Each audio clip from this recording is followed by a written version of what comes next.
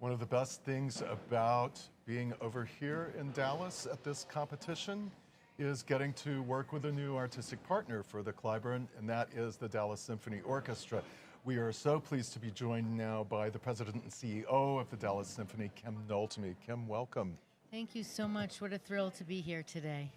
It's the Dallas Symphony sounds fantastic, of course, on stage, and Ruth Reinhardt has been so great with the kids. She was great even in a workshop that she did earlier in the week with kids who were not actually in the competition, but in the festival, and she ran a concerto reading. She was so fantastic. But I know that it's so great for the kids to be able to work with the Dallas Symphony here in this beautiful theater and with Ruth. Tell me, the Dallas Symphony has long been a leader in having women on the podium. That's been true for a long time. We've had several associate conductors, Kate Tamarkin, Carrie Lynn Wilson, Karina Kanalakis, and Ruth Reinhardt have all been associate conductors at the Dallas Symphony. But you've appointed a new principal guest conductor. Can you tell us a little bit about that and about her?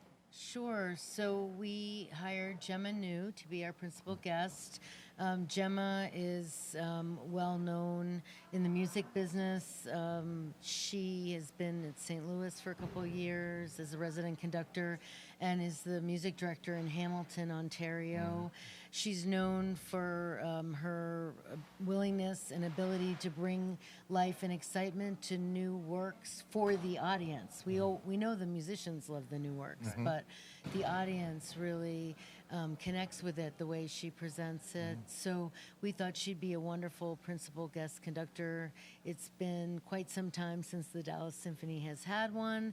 We thought it was about time to have a woman in that role because of the leadership aspects of it, the programming components, and just having that title, which is an important title across the business. You said something so important, I think, when you were talking that I just want to underline a little bit, and it is that bridging that gap between the musicians really being enthusiastic about a new work and the audience being and sharing that enthusiasm. That's so important, and it's sort of the secret sauce. It's not enough anymore. Even in solo recitals now, we talk about pieces that are not normally heard, and even if it's normally heard, the audience likes to hear you as a musician talk about what it means or what you like and things like that. So, I think out of all the orchestras I played with, there isn't any where the conductor isn't, engaged with the audience, talking to them before the concerts, after the concerts, during, in between pieces.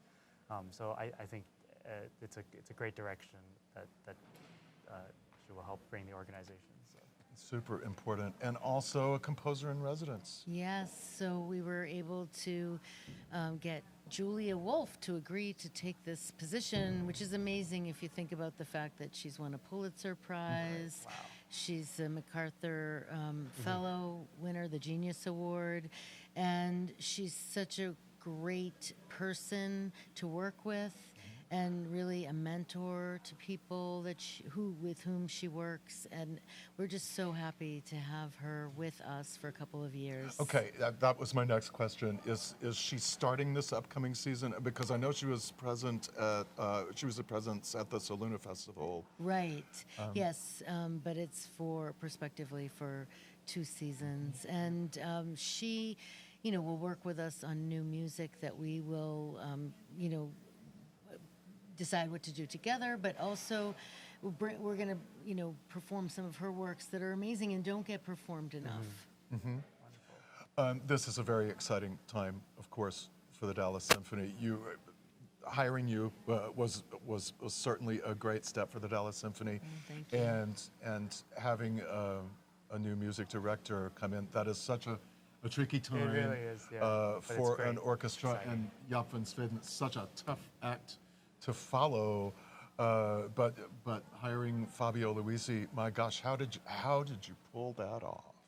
Well, I was lucky that we were well underway, obviously, when I arrived in Dallas, but we were down to essentially 3 candidates that the orchestra was very interested and serious about.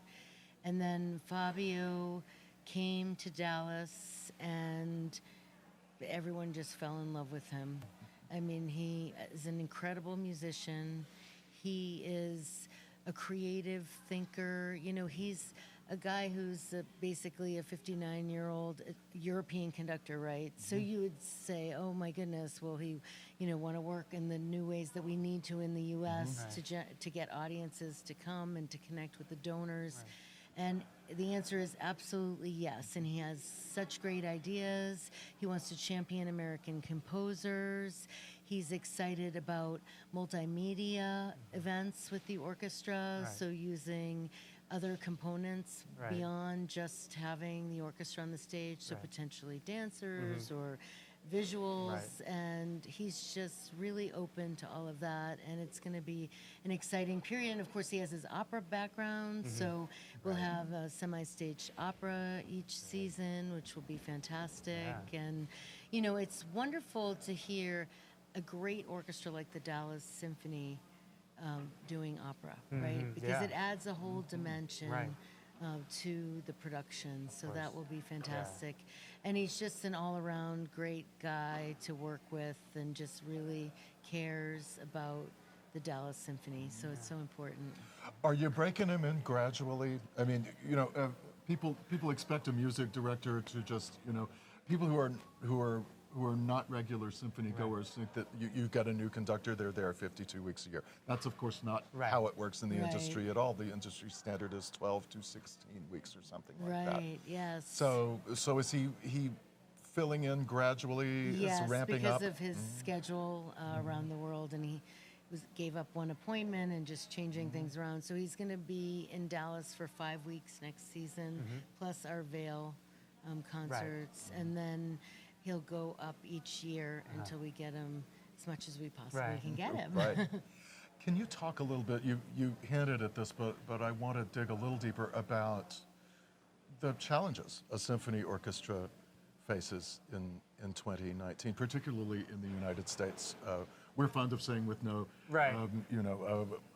with sketchy state and federal funding.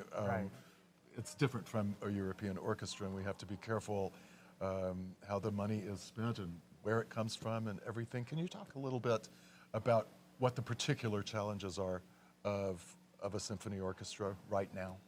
Sure. Well, we live in a society that has sort of neglected arts education for a few decades. By and large, there's pockets where there's been great arts education, but overall, the audiences or the potential audiences aren't really musically literate. They don't know our music very well. The top 10 are very predictable, and then they can barely recognize anything beyond that, which is not to say that people aren't interested.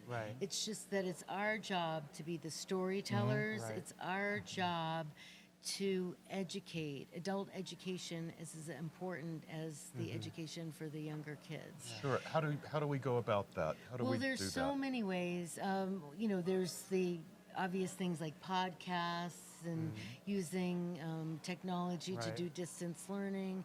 There's a lot you can do with pre-concert talks. There's a lot you can do with using the orchestra members as ambassadors in the city. And when you get people to come to a concert, it's critical that they feel it's great. So what can you do to make it great? Every part of the experience has to be wonderful.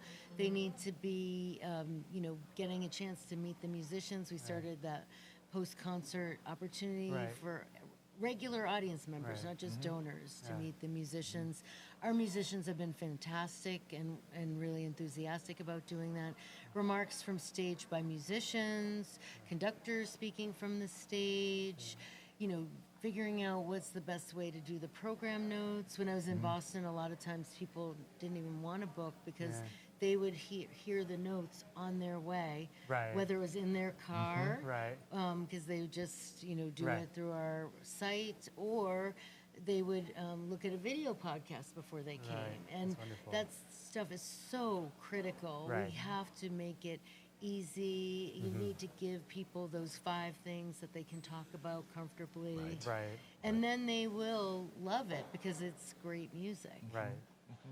What, besides that, is your vision for the Dallas Symphony? Well, what I would like is the Dallas Symphony to be everyone's Dallas Symphony. So we have a website that's my DSO, but it doesn't feel like my DSO to a lot of people. So we're working hard on a lot of community engagement and educational activities outside the walls of the Meyerson. And we're so lucky to have this amazing facility, but it's a barrier to have such an amazing facility for people to come. So we have to break down those barriers all around the city.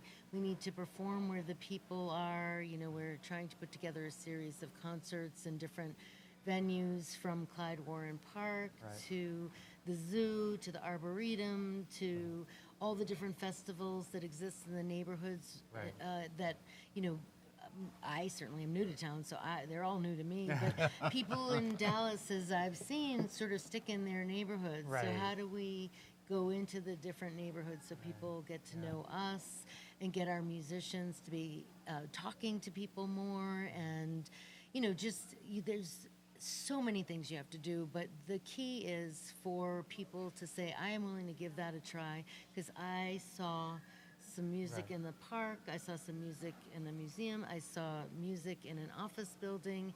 I got to say hi, the musician was really friendly, and now I want to take the next step. Exactly, yeah. It's about connecting, right? Exactly. Only connect. Kim Noltemy, we thank you so much for being with us. Thank you. And It's good a luck. pleasure. Thank you. I need it. You're doing great.